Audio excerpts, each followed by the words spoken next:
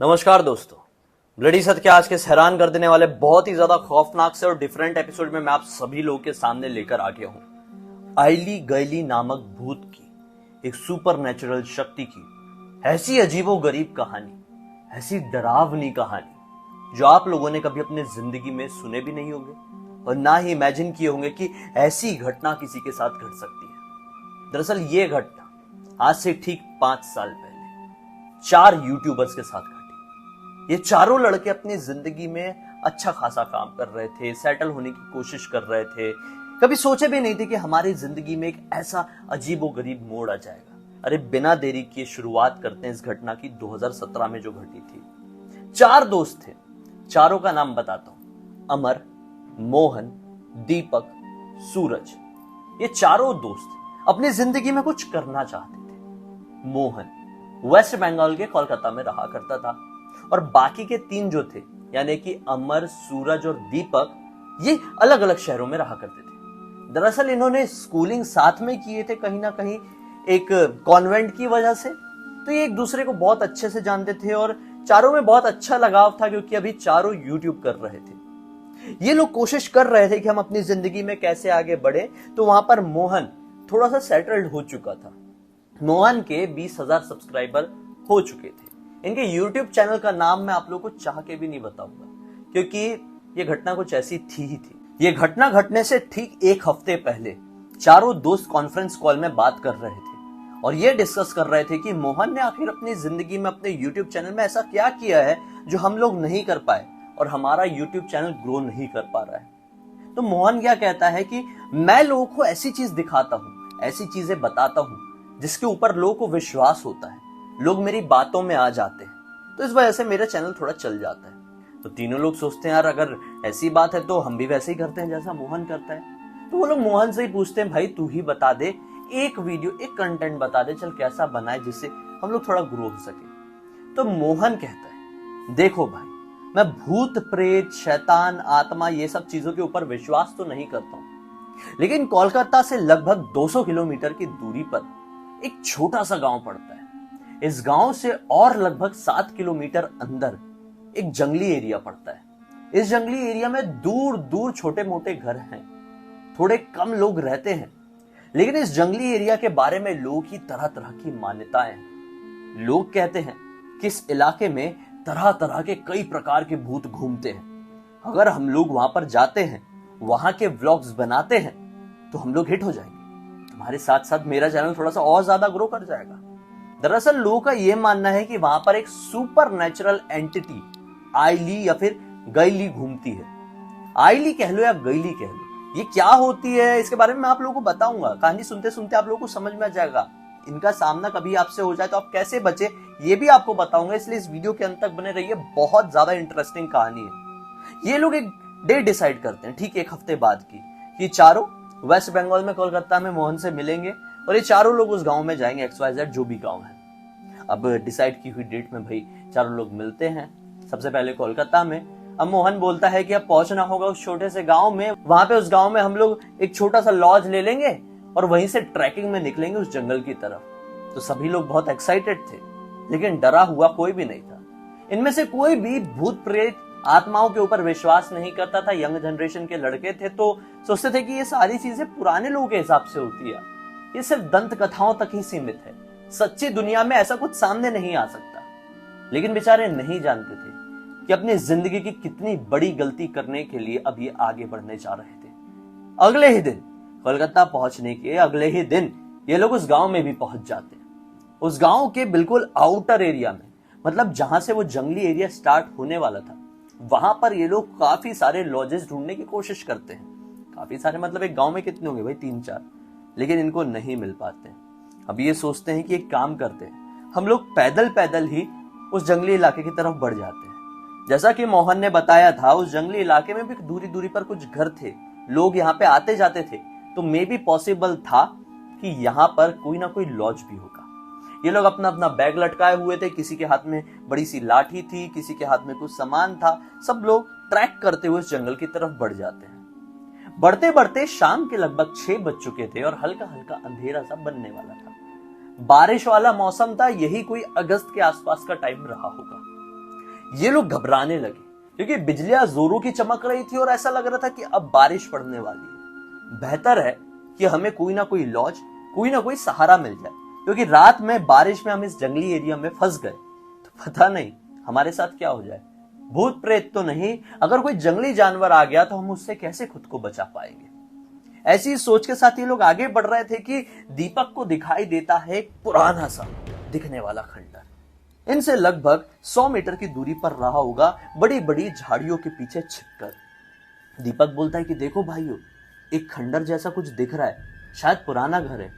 सभी लोग ध्यान से देखते हैं तो क्या पाते हैं, उस खंडर जैसे घर के अंदर तो छोटी सी लाइट भी जल रही है।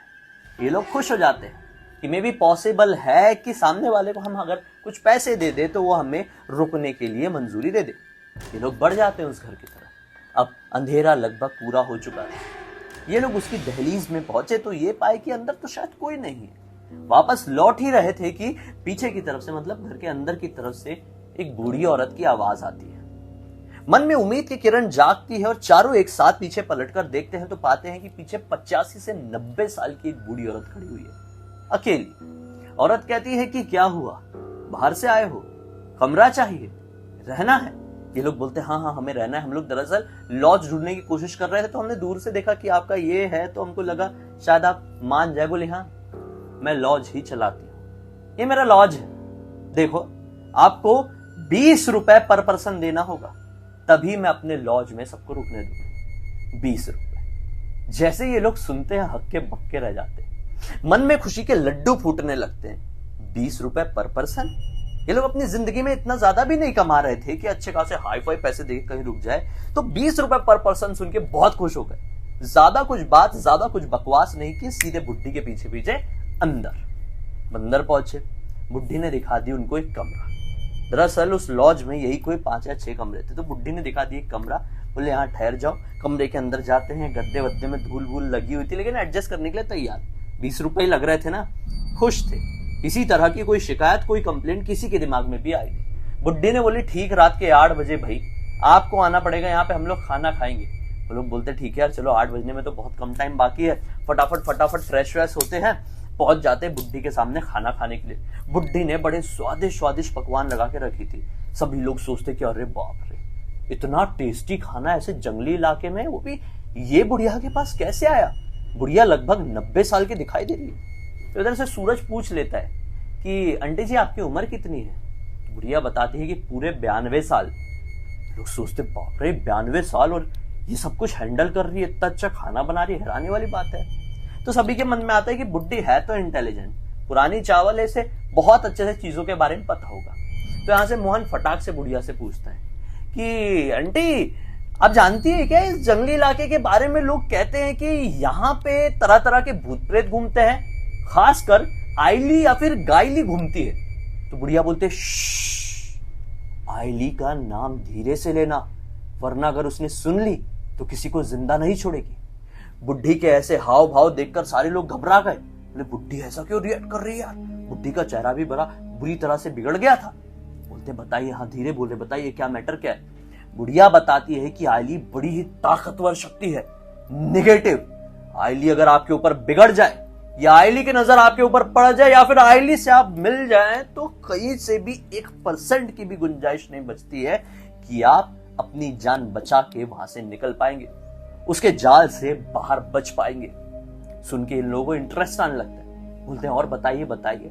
बुढ़िया बताती है अगर आइली से मिलना चाहते हो, आइली को दूर से ही देखना चाहते हो, उसे खाली एक्सपीरियंस करना चाहते हो, तो एक बात बताती हूं। यहां से तकरीबन 2 किलोमीटर सीधा चल के तुम लोगों को एक खाई मिलेगी। खाई से पूरा नीचे उतरना और फिर और उससे 10 मिनट की चाल आगे करना। वहां पर तुम लोगों को अजीब अजीब के कुछ लोग दिखाई देंगे जो कि डिफरेंट से कपड़े पहने होंगे, डिफरेंट सी लैंग्वेज बोल रहे होंगे। माना जाता है कि उनके सरदार के पास ही आइली से मिलने की एक प्रक्रिया है।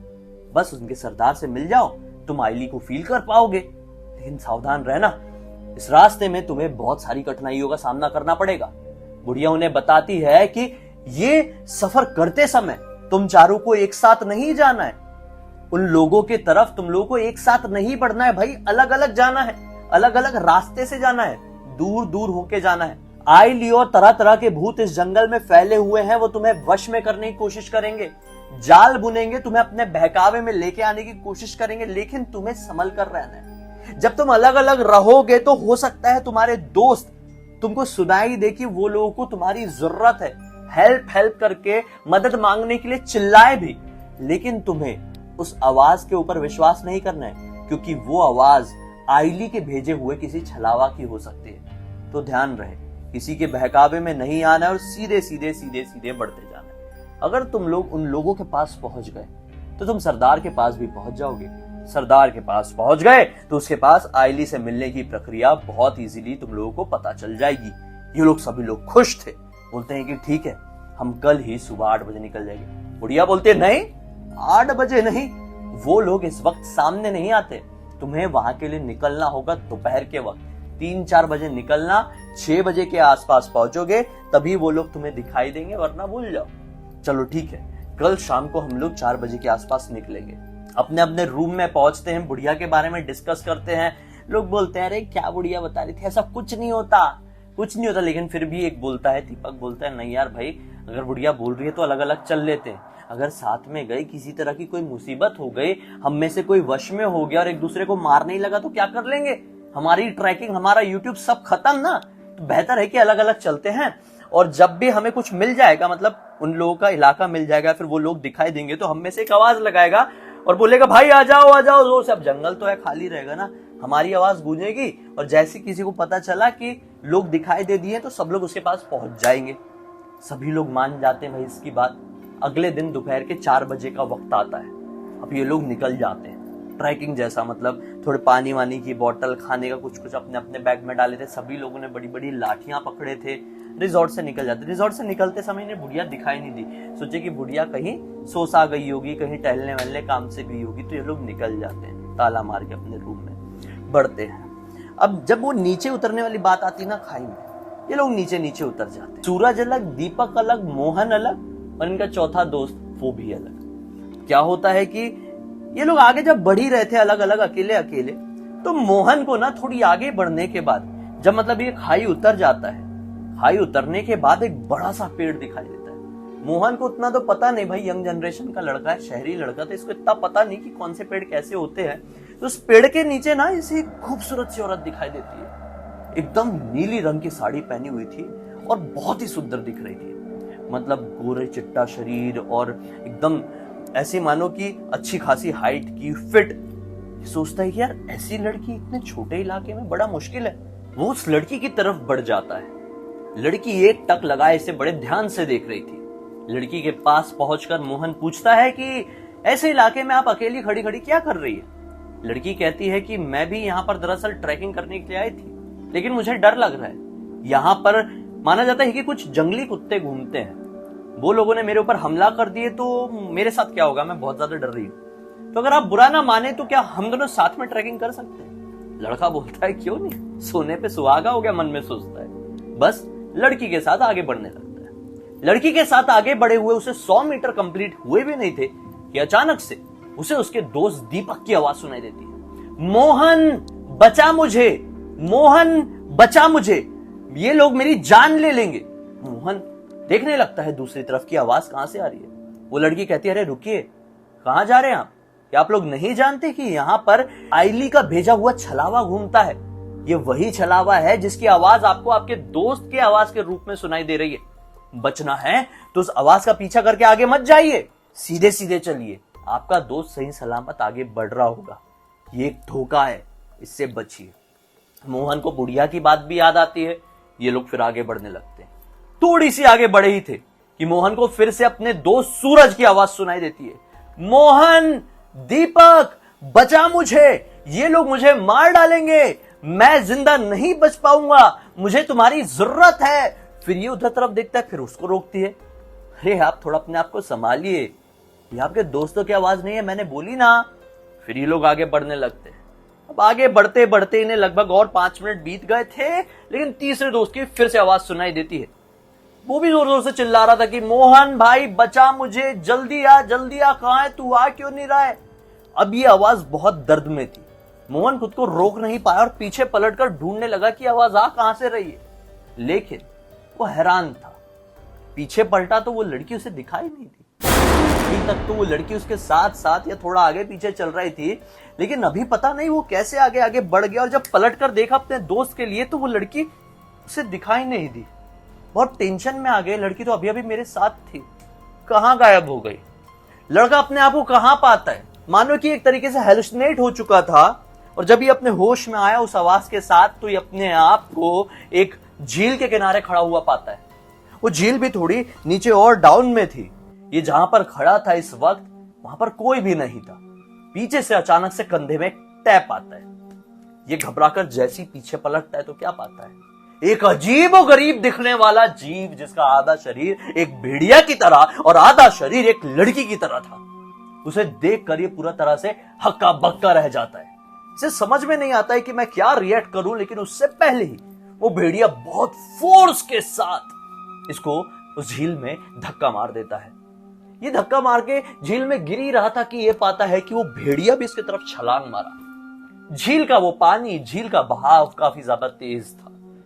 वो पता नहीं, शायद बीच हवा में ही अपना सुध-बुध खो बैठा था। जब वापस से उसे होश आया तो उसने पाया कि ये एक जंगली इलाके में ही है।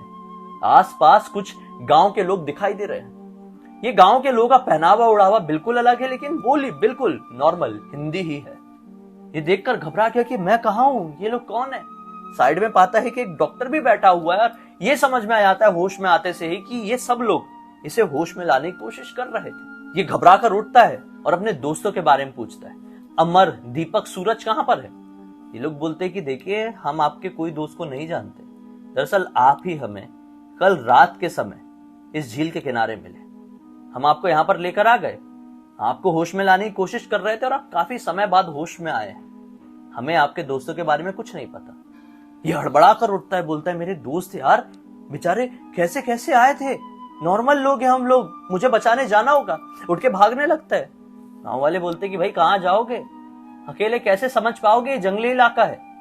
3 बड़े हट्टे कट्टे दबंग टाइप के लोग थे। देखो, दोस्तों का सवाल है, हम भी चलते हैं, हम इस इलाके को बहुत अच्छे से जानते हैं। इस इलाके को तो क्या, हम बहुत दूर दूर के इलाकों को भी बहुत अच्छे से पहचानते हैं। अपनी अपनी लाठी पकड़ते हैं और बढ़ जाते हैं मोहन के साथ साथ। अभी दोपहर का वक्त हो रहा था, यही कोई 4 साढ़े 4 के आसपास बज रहे थे, शाम होने ही वाली थी। ये लोग चलते चलते उस गांव में पहुंच जाते हैं। बताता है कि हाँ, इससे थोड़ी आगे एक जंगल मिलेगा, वहां हमको जाना है। उस जंगल में भी पहुंच जाते हैं। आगे चलते चलते किस्मत से मोहन को मिल जाता है वो वाला खंडर जहां पर ये लोग ठहरे हुए थे। इसे लगा कि मेरे दोस्त वापस से यहीं पर आए होंगे मेरी तलाश में। खंडर की तरफ बढ़ते हैं, पाते हैं कि अंदर कोई भी नहीं है, ना इंसान की जात, ना जानवर की जात। ये पूरी तरह से घबरा गए। बोला कि यार, यही तो वो जगह है जहां पर वो 92 साल की बुढ़िया थी। कुछ समझ में नहीं आता है, दोस्त वोस्त कहां गए, कुछ नहीं। खंडर जाले वाले लगे हुए हैं, पुराना घर। बाहर निकल रहे थे, सामने साइकिल से लकड़ी ले जाता हुआ शायद लकड़हारा था, इन्हें दिखाई दिया। भागते भागते मोहन उस लकड़हारे की तरफ आया। बोला कि भाई सुनो, ये जो दिख रहा है आपको खंडर जैसा, एक लॉज है। लकड़हारा बोलता है कि हाँ, ये लॉज तो है। मोहन बोलता है कि हाँ, तो ये लॉज को संभालने वाली बुढ़िया कहाँ है। लकड़हारा बोलता है कि 1 मिनट, किस बुढ़िया की बात कर रहे हैं।